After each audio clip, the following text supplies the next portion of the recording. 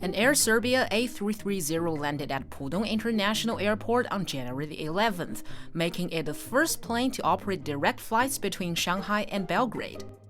To better serve passengers, the Serbian carrier partnered with Chinese online travel agency Trip.com. Serbia and China have had a mutual visa exemption agreement for tourists since 2016.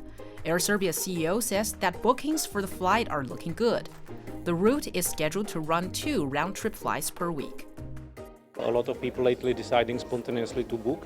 At the moment we see the bookings at a pretty high level, and the first flight departed more than 86% load factor in both directions. And once we are moving to the summer season, which is a very nice period for the travel and visiting to Europe, we are very confident that it will be at a high rate. And if this will prove after several months, and as we discussed at the beginning, we are ready to add the additional frequency. As China continues to expand the list of countries that qualify for visa exemption, as well as extending the period for visa-free stays, the carrier is also expecting more travelers to arrive in Belgrade to benefit from the direct flight to China.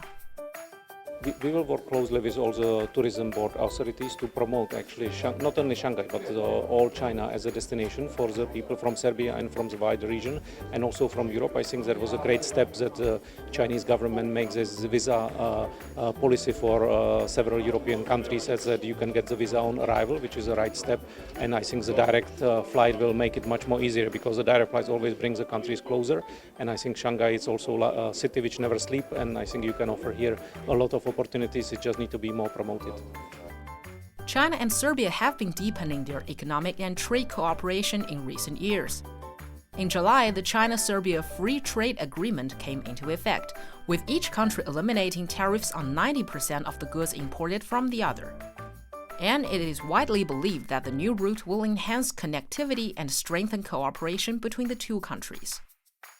So in the future we are expecting, through cooperation with Trip.com Group, sales of the tickets and packages for tourists for Serbia and from Serbia to China to be one of the best-selling packages for tourists for all over the world.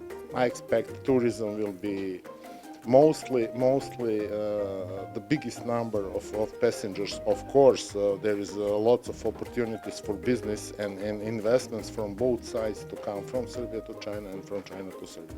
I think around 500,000 tourists from China to come to Serbia per year.